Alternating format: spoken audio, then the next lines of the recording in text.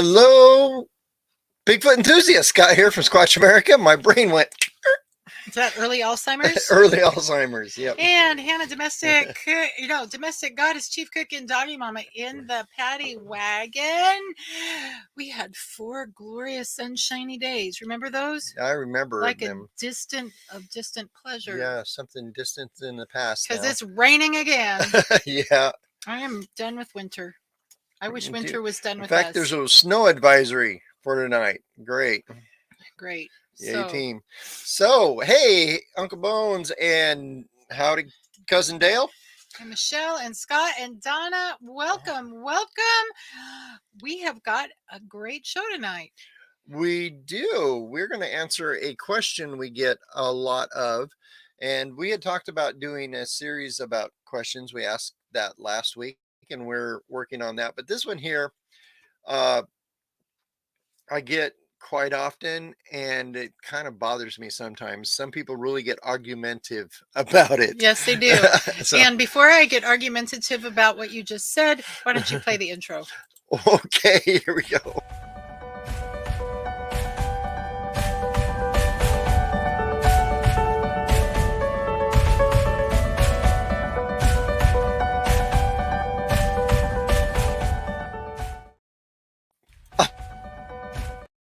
All right, I clicked the button twice. So, hi, Denise, watching on TV. Yay! That's Denise watching on Yes. TV. Woo, Denise, I was just talking to my mama about you today, telling her how much I absolutely, like, deep in my heart, missed you so much. Yep. Yeah, Aw. I like crying. It's true. It's true. I'm missing my family a lot. Yeah, Donna says they're supposed to get, Rain now, and this is over in Vermont. yeah, Right now, 10 inches of snow on Saturday. I know. I know. Oh, it is. Our chicken thighs are about done. Yeah. So excited for supper after this. Anyway, shall we get into it? What are we getting into? I don't know. We're going to talk about Bigfoot stuff. Yeah, so what were we going to talk about tonight? I have a button for that. Well, Here we go. before you start, I want to say shout out to Scott Goebel. Yesterday, Scott Goebel saved my ever loving mind and life. Because he gave me a day away. He gave us a day away from each other. Yeah. I hung out with ladies. Yep. And Scott and I went to the range. Yes. And in addition to letting my Scott work off some of his frustrated, aggressive energy at the range, y'all know what that means, right? He also made a $50 donation to our swear jar. So There you yay, go. that Yay, is team. we are building our Fallen Outdoors fund. Yes, we are. Okay, cool. So tonight we're going to talk about a question I get a lot at these conferences and things we go to, and people get argumentative There you about go. it. She's going to yell at me if I didn't say it right. There was a funny meme today on Facebook about people pronouncing things badly. Yeah. And those of us who are English freaks, yeah. Yes. Okay. Anyway. So, yes, pew pew group therapy. yes, we did some pew pew group therapy yesterday. Hey Raptor, we're doing good. Yep. And it is National Puppy Day. Yes, Yep. though. Yep. So, oh, Denise misses us too. I know. Oh, yeah, I know. So anyway, so what we're going to talk about is this question here: why haven't I seen Bigfoot? At one of the sportsman conferences we were at, I had, well, at 2 different ones, I had a couple different people come, and one guy, well, 2 of them, both of them, one lady and a guy, both got really almost belligerent with me. It's kind of crazy about this one fella who came and said, I've been running bear with my dogs, hunting bear my whole life, and my dogs would have tracked down that Bigfoot, and so I'm in the woods every hunting season. I've never seen a Bigfoot. So what kind of bothers me about that is, and I'm very gracious, and I like smile and nod and say, okay, well, maybe someday or whatever, kind of smile and nod a lot. But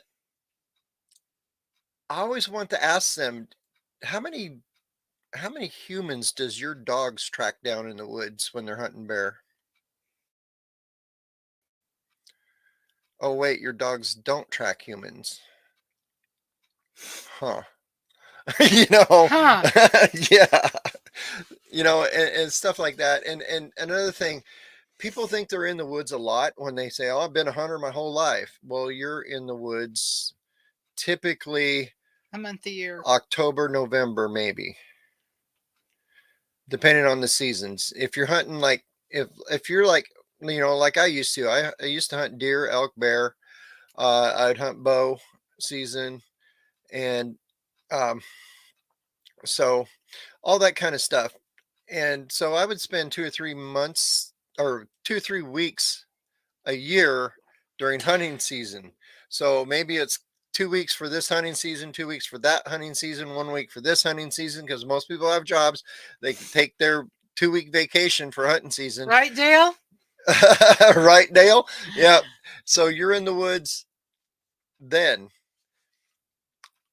Well, it took me 25 years to see a Bigfoot, and I spend a stupid amount of time in the woods now. For like the last 4 years, we're typically always in the woods. So that was the thing. And I know I was going to click on that. There it is. Why won't I go? There we go. Thank you, Diana. Deanna. Deanna. Play the thing. I got to play the thing. Where's my thank you button? So we thank you so much.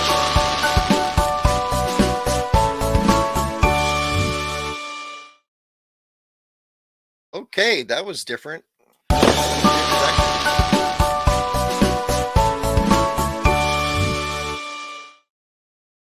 There you go. Stupid internet. Okay. Glitchy confetti. Glitchy confetti. That's what we need. We need the gift that goes. You know that one? Anyway. Yeah. And Dale says it's like the game warden. You might see him, but you might not see him, but he sees you. Yeah, exactly. And that's another thing. People, I would love to say, well, I'm sure Bigfoot saw you, but that's kind of snide, and I wouldn't do that. But that's the thing. One, you're not looking for them. And two, you're running dogs in the woods, chasing bears around. They're not going to be around you and your dogs, So there's a good chance that you're not going to see a Bigfoot during hunting season.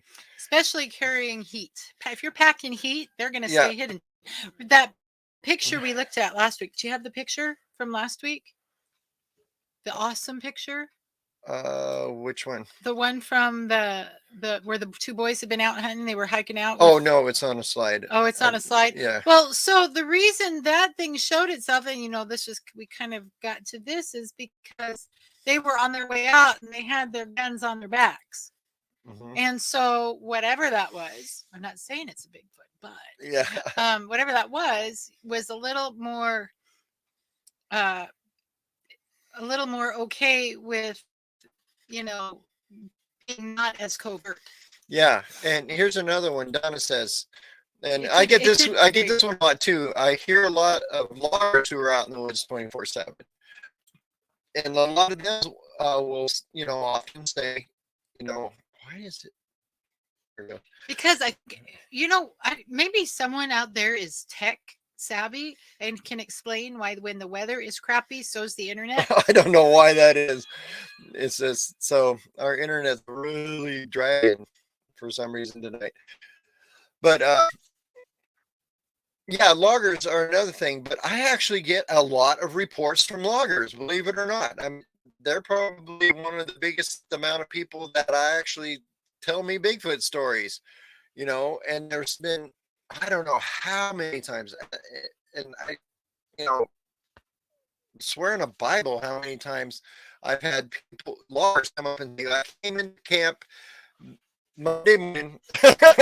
What, the lightning? Yeah, you're gonna swear in a Bible. I'm getting away. No, but I came into camp and everything was thrown around and we had footprints everywhere. And so I would say a large percentage of loggers do have Bigfoot stories for me. They're not talking, and they generally don't say anything. Some of them don't say anything, and then there's the one who and then of course you get the occasional, well, I've been in the woods my whole life. Well, another thing you're doing is you're slinging saws and cutting down trees and heavy equipment, and you're chasing everything away. I mean, I'm sure you see the occasional deer and stuff because that stuff doesn't bother them so much. But oh yeah, Hannah just pointed out that our signal is like 1 bar. Yeah, so if we disappear in the middle of this shit, it's not a problem. Anyway, Dale says click that up there. We had things happen at the campground, but we didn't see them, and we lived there. Very true. Very true. Very true. Bigfoot loves Maine. Yeah. Bigfoot loves Maine. Yeah, because we were Dale and Denise's next door neighbors for like two whole summers. That's why we miss them so badly. They're the only homeowners association we like. Yeah. Anyway, David says my odds of seeing Bigfoot would go up exponentially if I went outside. Yeah, exactly. Touche. Yes, exactly. So, yeah, what bothers me about the people who are just in absolute denial, the Bigfoot deniers. The Bigfoot deniers. Trying to be diplomatic is, I guess they're not open to new things. I don't know. Is that a thing in your brain? Tell me how your brain won't accept new things there, Miss Psychologist. That's normal, actually. Because, okay, here's the deal. The human brain, evolutionarily speaking, is wired to keep us safe and keep us alive. And so very early on in our personality and our egoic development, how about that for word usage? We are brainwashed by our culture, by our parents, by our institutions to accept a certain concept of reality. And that keeps us safe, which ensures from an evolutionary biological perspective that we will live to procreate. Anyway, anything outside that box, whether it's scientific or religious or anything outside of that box is a threat to our wired in need to survive.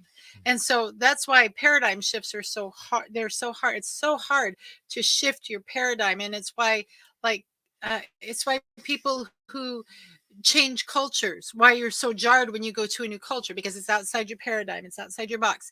If you are raised in one religious tradition and then for whatever reason are taken out of that and put in another one, it can be the same sort of thing. And so if you were raised your whole life to believe that what you learned in 8th grade biology was it, and these are the animals that exist, and that humans are absolutely the top of the food chain, or like me, we are the pinnacle of creation, and there is nothing outside of us. There's nothing outside what this philosophy says there is. To embrace something outside of that paradigm is not just psychologically but physically threatening. It rattles your whole nervous system. And that's why. And so when people are out there in the woods, they are also looking for confirmation bias. So they are going to see things that confirm their conviction that there is no Bigfoot. And when they see something that might not confirm that bias, they will ignore it, or they will write a story around it to explain it away. Mm-hmm. So therefore they get argumentative about people who have Bigfoot sightings. Yes, absolutely. It would be like, someone who is convinced that things should work a certain way, and when they don't work that way, they get upset. Or, it's just, it's all nervous system. So that's what we got. No. Is that how we're going to justify spending money on 3 master's degrees? Yes, that's how we're going to justify that. All right. By So, brief everyone, brief wake answer. up. Wake up. I know I just put everyone to sleep there. Okay. So funny. Um, so I have got a little. I completely derailed you, didn't You I? did. I got a little thing we're going to talk about here in a minute. So I'm going to take a few seconds and talk about our upcoming events so you don't miss them. June 10th in Elgin, we're going to be at the Bigfoot Train Excursion in Elgin, Oregon. July 1st, we'll be at the Born Free, Still Free Bigfoot Festival in Cave Junction. And on July 22nd, we'll be at the Glide Bigfoot Festival, which we just got that completely confirmed the other day. So we're absolutely going to be there. It'll be us and Dr. Jeff Meldrum. And it's a one-day event. Yep. And on August 12th, we will be, this is still kind of tentative, but it's looking more and more firm. August 12th will be the second Blue Mountain Bigfoot Festival in Baker City. And finally, and we'll be back on the train in Elgin at the Bigfoot Train Excursion on September 9th. We're doing 2 trains this year. And yeah, Bigfoot in Baker City is coming back. Yes.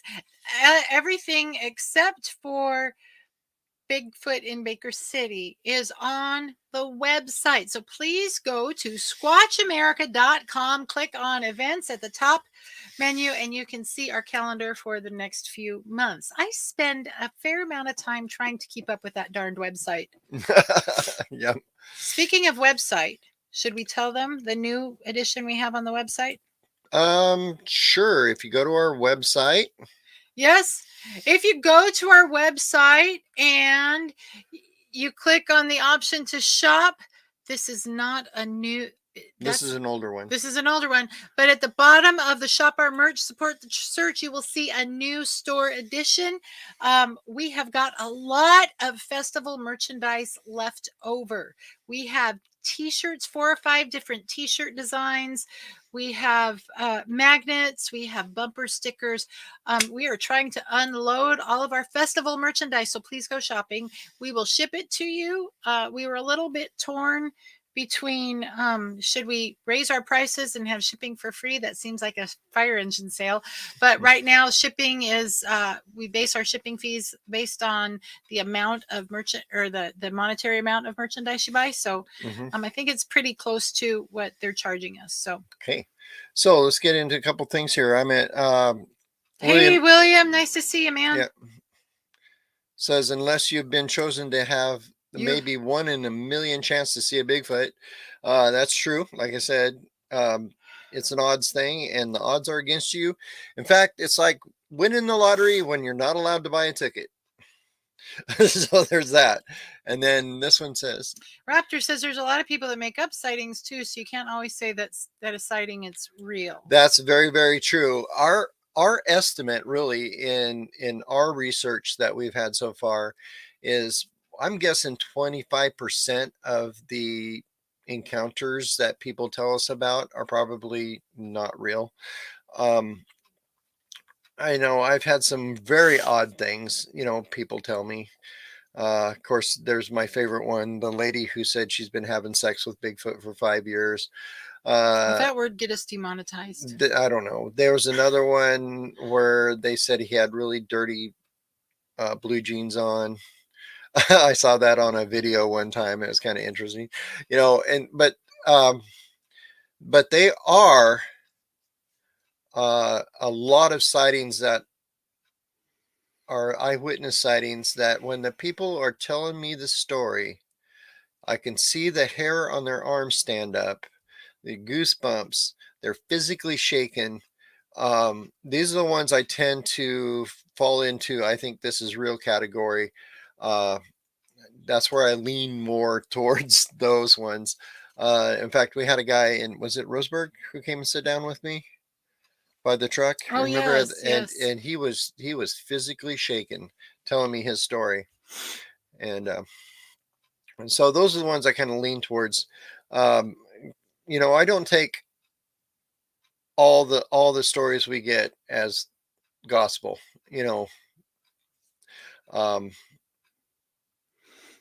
you know, the eyewitness testimony isn't the best thing in the world, to be honest with you. Mhm. Um, but the people who have stories about sightings, but they back it up with footprints that they found and photographs they have. And I Or saw even one even in their this story, week. Yeah, even in their story, if what they're describing is consistent with with with consistently reported behavior patterns, mhm. you know. All right. So hello, Hello, tales Tales told in told the in the dark. dark. Doo doo doo. That sounds like a great podcast title. Yeah. Is that a podcast? Yeah, I imagine so. Are you a podcast? Yes. Yeah. Oh, I love. We're always looking for new fun podcasts to listen to when we have insomnia because we're middle aged and can't sleep anymore. Yep. So if you get a lot of views on your channel at 3 o'clock in the morning, well, it's probably me. But so there's that. Where are we? We are at 21 Okay. minutes in. All right. Boy, you blazed through that. So let's go into the little story thing I wanted to tell you that goes along with our subject tonight is why don't everybody see Bigfoot? So here's something that's very, very, very interesting, and see if Hannah can read this. All right, this is out of Salem, Oregon, just a few hours north of where we are right now. A wolverine was sighted by two people who were fishing on the Columbia River near Portland on the morning of Monday, March 20th. So, gosh, that's what, 4 days ago? 4 days ago. 3 days ago? Something Yeah, like that. yeah. I can't see the calendar from here. Anyway, wolverine, rare and listed as threatened in Oregon, are the largest member of the weasel family and resemble a small bear. This is the first confirmed report of a wolverine outside of the Wallowa Mountains in over 30 years. I didn't know that we had wolverines in the Wallowas. Yes. What? So there's I didn't finish reading. Oh, go ahead. Photos of the wolverine taken by the anglers were shared with staff from Cascadia Wild, a local nonprofit organization conducting community science wildlife surveys for wolverine on Mount Hood, and the Oregon Department of Fish and Wildlife staff. ODFW wildlife biologist organized a visit to the site of the observation with Cascadia Wild staff on Tuesday morning, March 21st. The location and date of the photos were verified, and a search of the area resulted in the discovery of a set of wolverine tracks. No other sign was found. Now, this is very interesting to me because I grew up in the Wallowa Mountains. Literally grew up in the Wallowa Mountains. They were like his backyard. I mean, age 0 to 24, I spent in the Wallowa Mountains. My house was literally 13 acres that backed up against the Forest Service property. That's how far in the Wallowa Mountains we were. And I have never, ever seen a wolverine. Ever.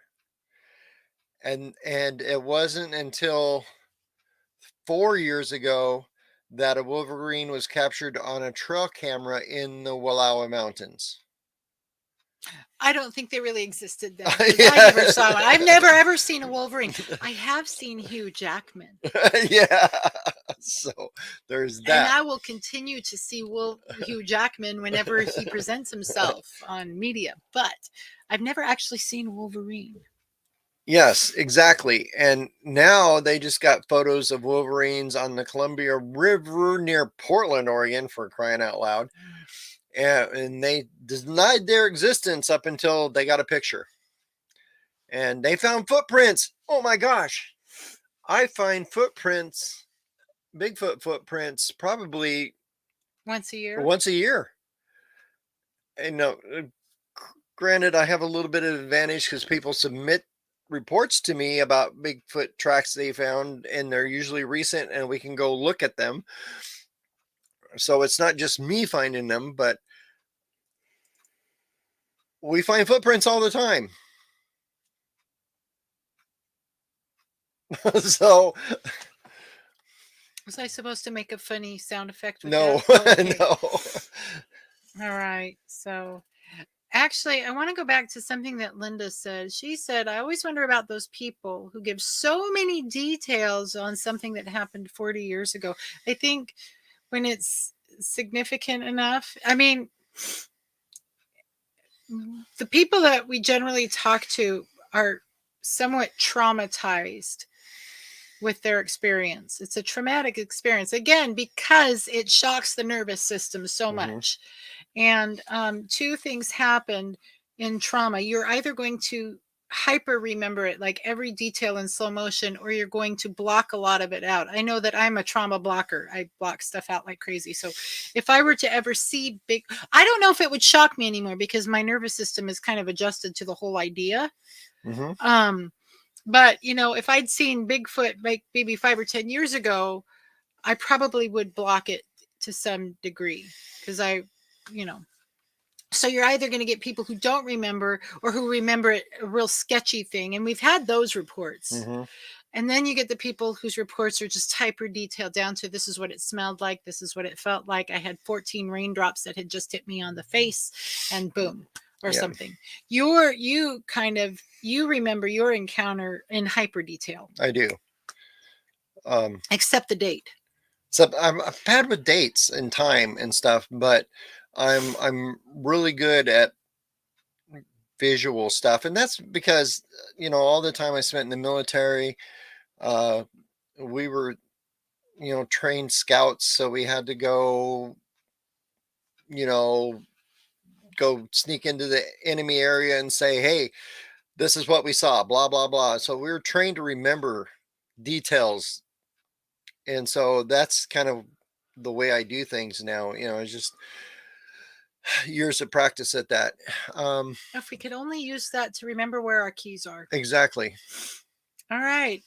So yeah, William Nighthawk said, so it's traumatic and it gets burned into your memory, and that's very true. It either gets burned into your memory or you dissociate from it. Yeah, and Peter H asked, are wolverines and badgers basically the same thing? Yes, they are actually. Let's put our picture up again. Honey badger don't care. Yeah, honey badger. Wolverines are actually part of the badger family.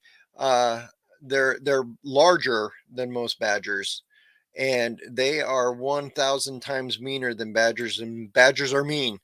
So they do not back down to nothing. And my dog goes nuts every time somebody walks by the camper. All right. And I'm now traumatized. Hannah's now traumatized. Yeah. Yep. And Flat Rock says some don't focus on the small details during an encounter. It's all part of basically how your nervous system responds to trauma. Yeah. So, and trauma is not necessarily negative. Trauma is just something that's outside your nervous system's conditioning to accept. So, do you remember the Honey Badger song? Oh yeah, well the Badger song. Badger. Yeah, that one. But there's that funny video about Honey Badger don't care. Yeah. In fact, Hannah had a T-shirt that said the Honey Badger. I got don't rid care. of it a long time ago. Yeah. You bought me a child's extra large. I remember that. Yeah. Okay. Daisy May agrees with Wolverines being mean. Yeah, that's her running around being crazy. Yeah. Yep. So where are we? We're half an hour in. Oh, cool. So we do some station identification. Sure, and why not? Try to sell something. Yes, go to our website, squatchamerica.com. Click on how to support us, shop our merch, which is down at the bottom of the first page you come to, and you can either buy a branded t-shirt from Bunker Branding, and we get a portion of that, or you can go to our Amazon store. There's a link for that. Or you can go buy mugs, and there are all sorts of options for shopping. So please buy something. Yeah. And then we have our Square store on there. That's stuff that we have here. Yes. With and we us. Ship it ourselves. And we ship it ourselves, and we need to get rid of it because we live in a camper and we're hauling a lot of stuff around. Yeah. So there's that. And another thing we need to do, if you need internet, one of the best things we have found out here on the road is Nomad Internet, and you can go to nomadinternet.com/my name, Scott Violet, and You can use the promo code my name Scott Violet and get We'll get a few pennies if you decide to sign up for Nomad Internet. Yeah, and this is internet that you can actually put in a backpack and take into the woods with you. And we have seen this work with we have some other RVers that use it. They were in the heart of the Florida Everglades, and it had like, what was it, like 28 Mbps download Yeah. and 20 upload, and we're really excited because now that we have our rooftop tent, pay attention because that video is coming, dropping soon. Now that we have our rooftop tent, we are going to be going even deeper into the woods, and we can literally unplug our modem from the wall here, plug it into our Jackery, take it with us in the truck, and go deep woods and still be uploading video from, I don't know, the Heart of Mount Hood or the Sam Houston National Forest or wherever we happen to be. Exactly. So there's that. And speaking of the rooftop tent, which we said we got, we will be doing a video, like she said, on that. But look forward to some really cool stuff coming up this summer. We are going to spend a bunch of time in the woods. We've got it all planned out. Following up on reports and going into very squatchy places, and we'll be doing videos on that and posting them of us actually out squatching in the middle of the woods. Hannah has a problem sleeping in a tent when it's 13 below zero. I don't know why. I mean, I don't. There's that. But hey, I'm really proud of myself though, because guess what? So we got the tent. We were so excited, and we got it last week, and he got it all installed, and then he opened it up and he extended the ladder. Oh, he extended the ladder, and it was 2 inches too short to reach the ground because my truck is tall. Because his truck is too dang tall, and so we had to order another ladder so we could. It's a telescopic ladder. We had to add in addition to it the ladder, and so it is what, like 8.5 feet up. Yeah. I climbed into the tent today, and I climbed out, and I lived to tell, and I didn't break anything, and I didn't sprain anything, and I didn't throw up on the way up or down. There you go. Okay. Oh, thank you, Dale, for telling Adam and Sam about the service. About Nomad. That's awesome. Okay, cool. I was really impressed because if I can climb 8 feet on a ladder, I mean, you have no idea. No idea. Raptor says you keep getting a lot of ads popping up. That's because we're nice. Yeah, so I'm going to go in and see if I can tone those down a little bit. But that is one way we get paid. So yeah, so sorry about that.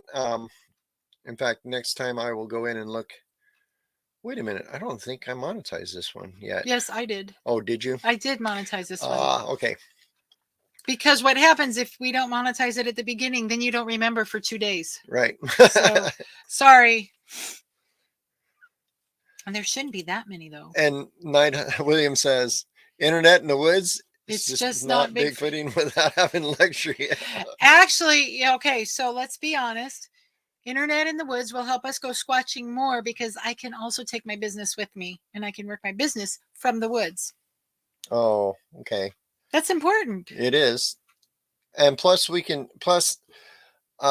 be honest with you, I do have several trail cameras that can use the internet. Yep. And so what they do is I can put one way out in the woods, and it can relay to the other one, that can relay to the other one, that can relay back to where it can get signal, and that relays it to me. So we can actually watch all our cameras in the woods, even if they're like 5-6 miles out in the middle of nowhere. Yep, it's pretty handy. Pappy, Gordon says, don't park the high tent under a low branch tree. Yeah, because I'm thinking by the time we get the tent opened up, what is that? It's like 12 feet in the air, 12, 13 feet up. So it's 11. It's 11 feet. Yeah. Anyway, so it's really way high up there. But I was surprised. It's got a memory foam mattress in it already, and it's not horrible. Yep. So anyway, we're 34 minutes in. What else do you have for these fine people? Well, we want your questions. We're still putting together questions of What did you always want to know about Bigfoot and was afraid to ask? Oh, that's a great title for a video. Okay, here's Flat Rock says. Uh, wrapped. I've He's, never smelled one. Distance can be exaggerated. Example: 40 yards could have been 60 to 80 yards. As for the wind, only time I care about wind direction is deer season. yeah. Okay. So what I wanted to pop that up because I saw that estimating distance thing, and that is actually, if you're not used to it, it's really hard to estimate distances of things. Um, I'm pretty good at it because that's one of the things we did in the military. We had to literally practice that. They would take us out and they would have different objects at different distances out in the woods or up a hill or something. And they would say, how far is that? How far is that? How far is that? And you had to give them the answer. And then they would tell you the real answer. And I was usually wrong for the first, 15 times we did that, but we did it all the time until we got to where I could estimate range, distance fairly well. Another thing is, believe it or not, going shooting as much as we do at target practice, and we go to different ranges and and I shoot 50, 100, 200, 600, 700, 800, 1,000 yards. That helps you a lot. Hey, Scott, right? So, All right. Hey, I hey, love. Oh, my yesterday shooting partner is here. your pew group therapy. No Yeah, kidding. yeah, our pew So, group therapy. Gordon's being funny. Don't most folks do their business in the woods when they're camping? Yes, they do. Okay. Anyway, moving on. Raptor. Oh, I love you What? because I asked the same thing. How come you didn't just get a piece of 4x4 treated wood and put it on the bottom of the ladder? Actually, the 4x4 treated wood would have probably cost more than the ladder. But Yeah, I asked him, can't we just do that? put a block under it. Yeah. We probably could have. But it wouldn't look as cool. Be honest.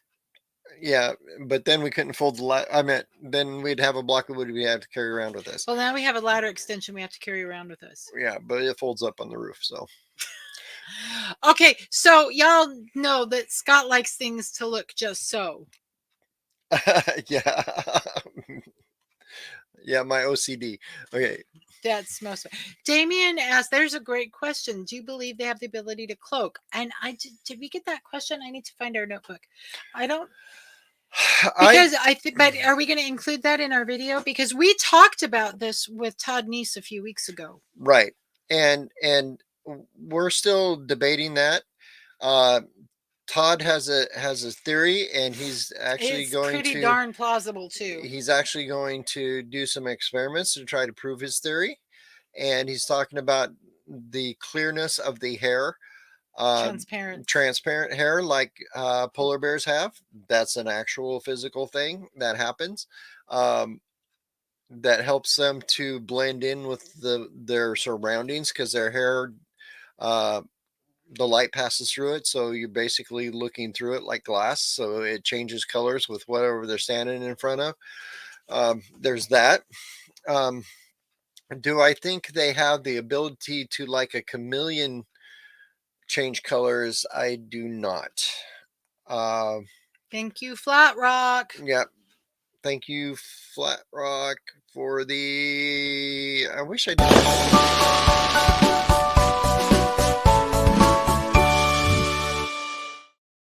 Oh, look at me! I'm getting good at that. Okay. Yeah. So. Do they have a Romulan cloaking technology? No, they do not. But they could have some physical characteristics that make them look like they're cloaking. Daisy has physical characteristics that makes her look like she's cloaking.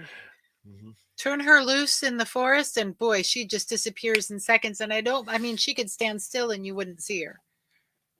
So, okay, they're teasing you about your truck. Okay, yeah. Scott says that you've got more than enough stuff on his truck, and Dale said, "Yeah, I've seen him rearrange his truck a few times." it's a It's never getting harder. it's a never ending project. It's getting harder because now we have a 100-pound tent that we have to remove every time you want to change it. Yeah, so there's that. What he needs is his own personal transformer. Yeah. Yeah, so yeah, I think we have enough stuff on the truck now. Knock on wood. So So we need to do an updated video, which we will be doing. yeah. So Gordon says distance estimation as well as knowing your step length will help in determining distance when investigating. It is a learnable skill. Yes, it is. Absolutely, Gordon. That's one of the things. Now, here's something you can do. It's what we did in the military. Is they actually measured out 100 yards with a tape measure on the ground, and what you do is you walk it 3 times. You walk down, you walk back, you walk down. You walk that 100 yards 3 times, counting your steps. And what we did is we counted every other step, and what you do is you find your average number of steps it takes you to walk that 100 yards. How many steps does it take you to walk 100 yards? Me? Mm-hmm. If you're counting every other one. So how many lefts does it take? Lefts? Like 1, 2, 3. Is that how you count it? Mm-hmm. How many? Well, I haven't done it in a while, but when I was in the military, it was 32. 32. Every other step. Yeah. Okay. All right. So yes, you can learn it. Is it okay? Donna asks, is it environmental? Environmental cloaking. Yeah. Well, environmental cloaking, meaning that you blend into your environment, I assume. If they're putting up, does Bigfoot have a cloak of invisibility? Yeah. That's Harry Potter? Yeah, no. Oh. But in the suspected Bigfoot hair samples that we have, they have no medulla in them, which means that's the core in your hair that actually gives it pigment and also makes it stiffer. So they have very fine hair, and it's very possible that it is clear-ish. Well, okay, so I'm going to back off. I'm going to back up here, though. Mm-hmm. If it's clear-ish, what about that dreadlock we found in Maine, which was not clear, but it did not have a medulla in it? Right. Or is that because it's cut off? I mean, do you think the hair will darken when it's so why was it dark? Well, it is dark, but it's clear-ish. That's the dumbest thing I ever heard. All right, so if you take a black hair and take a clear-ish black hair and shine a light through it, it becomes blue. Okay. What if you put different colored lights on different colored things? The changes. You ever walked around with a red light? No. I have. It changes the colors of things. Okay, well, anyway, just throwing that out there. Damien has another question. What is the purpose of those nail structures around are you talking about tree structures? Yeah, translucent, Gordon. Yeah, translucent. Mm-hmm. I'm not quite sure what you mean. Damien, could you clarify? The wood structures? Well, there are several different ones, actually, to be honest with you. I think I've got this one here. Here's ours. Okay, this one here is actually, it's more like an igloo. And it's solid. It's a lot more solid than that picture belies. Yeah. I mean, this picture does not do this thing justice, but my theory, and I don't ever say facts until I've seen a Bigfoot do this, but my theory is that type of structure are nurseries or playpens or cribs for children. They do make nests that I think they lay in, like a bed. Those are found quite often. And they're woven together nests made out of usually a huckleberry brush. Those ones. And then there's the tree structures, which Those are the ones that are more iffy. There's some of them where you see a tree pulled out of the ground, turned upside down, and jammed back in. That's kind of hard for nature to do that with a windstorm. But so I think those, and sometimes you see a lot of X's like this.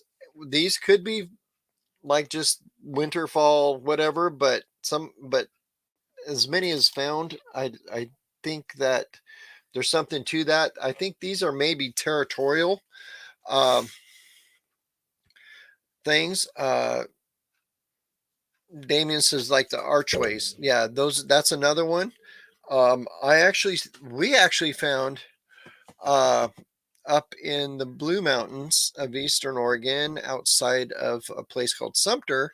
We found two pine trees. They were young pine trees. They're probably, I don't know, maybe a few years old. They were probably 6 foot, but they were bent over and tied together like a knot. They were young and pretty. Yeah.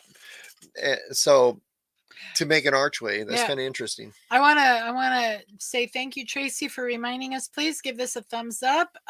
Please click the like button and subscribe if you haven't subscribed, and click share so you can share this out into the YouTube universe. Yep. And thank you for all of you Facebook watchers as well. There were a couple. Okay, Donna, going back to the cloaking, Donna asked, can they change on cue? I would say probably not. No. Yeah, she asked, can they change the color on cue? Yeah, That's why I think it's more of a thing is their hair reflects whatever they're around. So that could be like polar bears. Like polar bears are white when they're in snow, but if you see them in the zoo, they're gray because they're on concrete or whatever. I think it's more like that. They reflect what's around them, so they can't physically change it by thought. It just happens because that's where they're at.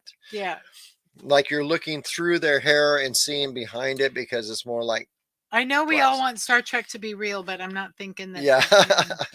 Yeah. Flat Rock says that loggers sometimes turn a tree's root ball up, but do they jam it back into the ground? That's the thing. I mean, yeah.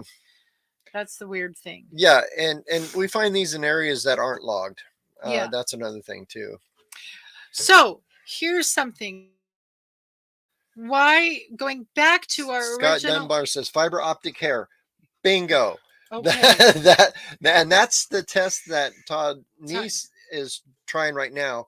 Is he's got a, I can't remember if he said he got a badger or something hide, and they were going to sew in like monofilament line, clear line in it, and then take pictures in different light and one with and one without it, and see if it reflects different. Okay, so Gordon says the big guys are acutely aware of the nuances of shadow for concealment too, in my opinion. I don't think it's opinion. Here's the thing. They are, and we've talked about this multiple times, they are uniquely evolved to know how to exist in their own environment. We don't know, generally humans don't know how to exist well in that environment. So they know how to stay concealed. They know how to stand next to a tree and not be seen. But the other thing, why don't we ever see Bigfoot? Where do we as humans go in the woods? Where do we go? We go in campgrounds and trails, logging areas, and hunting areas. Yeah. So what is that? 25% of the woods? Yep. Where do Bigfoot generally go in the woods? The other 25%. The other 75%. Yeah, well, just the other 25% that we're not at. Yeah, Raptor, I'm kind of with you. I see, and this actually reflects our general paradigm is that Bigfoot is a creature of this planet.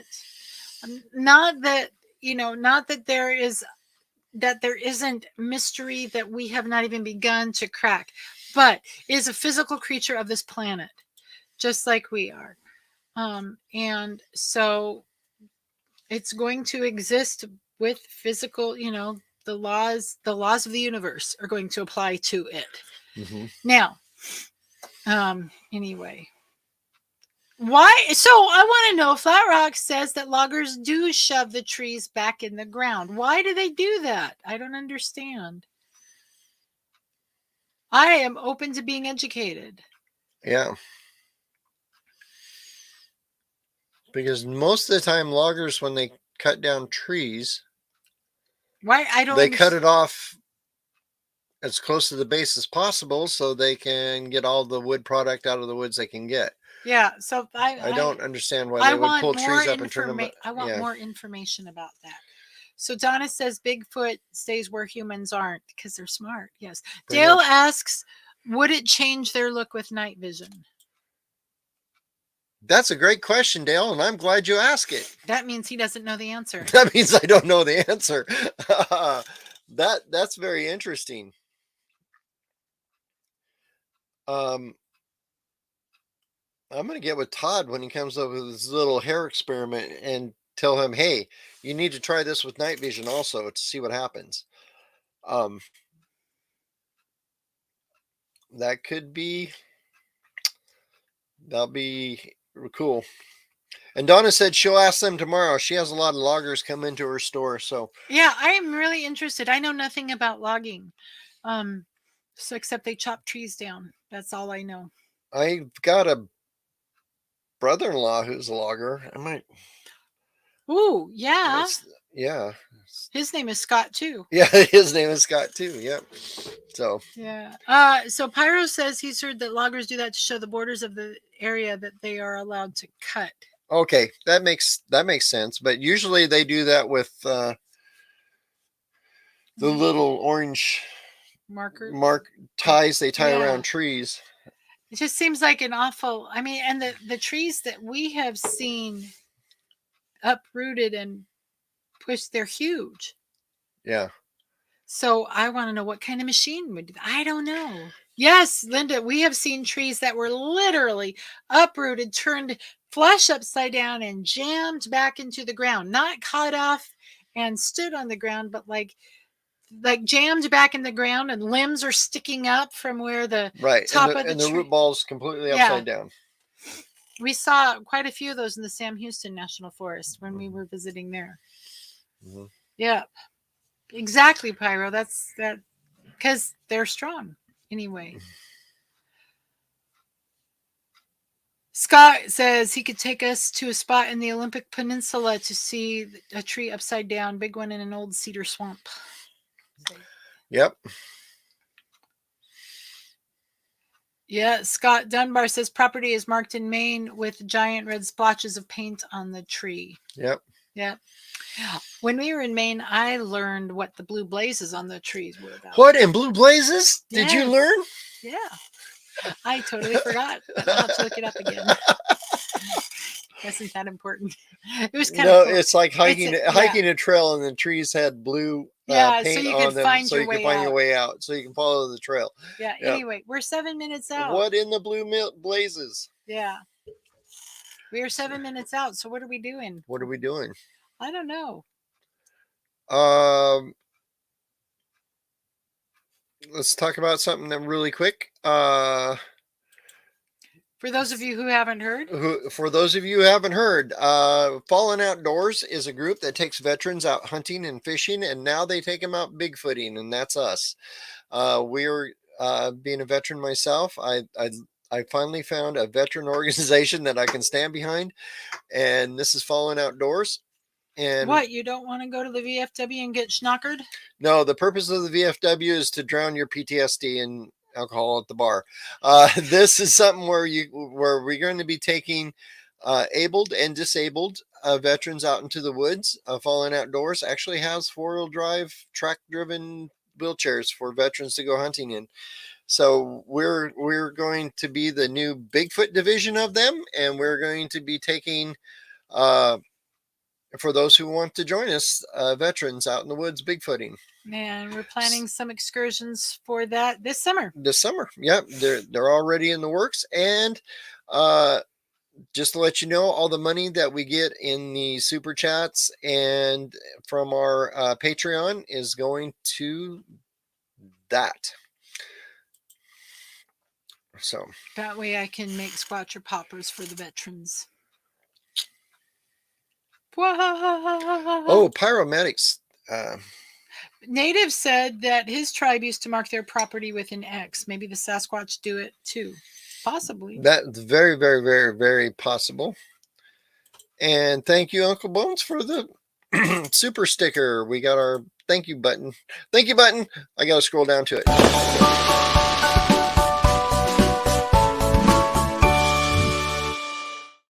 Yay. So, like I said, all the funds from our swear jar, from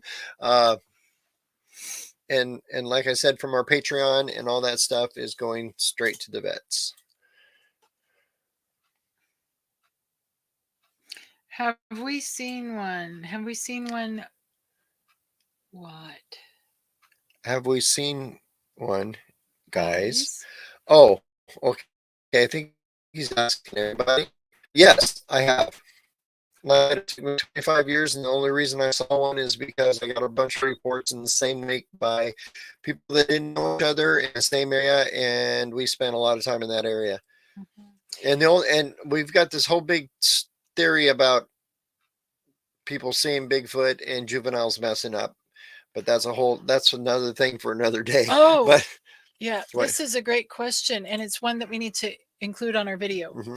I've seen studies on the sounds dolphin make defining those sounds as a language. Has this been done with Bigfoot sounds? Yeah, bowl. Yes, it has. There's gosh darn it, I forgot the name. There's actually a university linguist scientist dude who is working with the Sierra sounds, and he has discerned the language out and of it, yeah. If you have not seen it, go to our YouTube channel where you can just click on videos, look at all the videos, look for a video. It was from, give me a minute, I think it was from like around April of 2021, where we did we had one of my vocal professors from Anderson University listen to a lot of the Sierra sounds, and he was breaking it down from a vocology perspective. And thank you very much.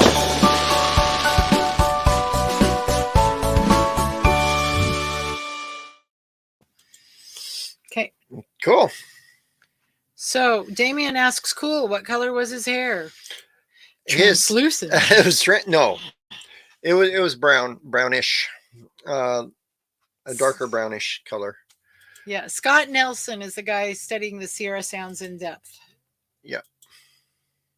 So, okay, well, now we are 2 minutes out. All righty. That's a great job extending 15 minutes of talking to an hour. Yeah, so, and thanks to you guys. Thanks you for all the super stickers and chats tonight. The veterans are going to enjoy being in the woods looking for Bigfoot. And with that said, I wonder if we're in the area, like the Boothroyds live close to where we're going to be part of the summer. Can we invite non-vets to be part absolutely, of that? absolutely. You know, as and part we of want to Squatch invite America. you guys. Yeah. Like I said, if you guys please go to our website and sign up for our email list so we can get emails. We'll be telling people where we're at and when we're going to be going out, and we want to take you with us. I know Scott Goebel and I are planning a trip here too coming up later. And we're also going to do some in Eastern Oregon, here in Western Oregon, Eastern Oregon, maybe Western Idaho too while we're there. Yep. So keep a lookout, keep watching, and we'll talk about it here too. All right. Well, it is that time. So sorry. It's time to go. So just as always, we want to remind you, especially with all these awesome questions about cloaking. I gotta answer this one real quick. How long was yes, I made eye contact with a juvenile, and the mother was standing behind him, but I never saw her because she was cloaked. Just kidding. Anyway, but I had about maybe 3 to 4 seconds eye contact with them until they turned and walked off. I had time to get my camera up and get one blurry picture of it. That was it. So if you want more information about that, again, click on our videos, go to the no, just the plain old videos. Not that. That's my blurry picture of Bigfoot. Yes. And anyway, it's not a very good picture. It looks better on the phone. But anyway, we have a video up called We Saw a Bigfoot and Took a Picture. You want to watch that because he breaks down the whole encounter and does all of the archaeological researchy stuff. So anyway, as always, go to our slide, especially with all this talk about cloaking. Remember, our job is to investigate the unexplained, not to explain the so uninvestigated. until next week, thank you so much for liking and subscribing and sharing. You keep watching, and we'll keep squatching and go out and find Bigfoot. bye. Bye.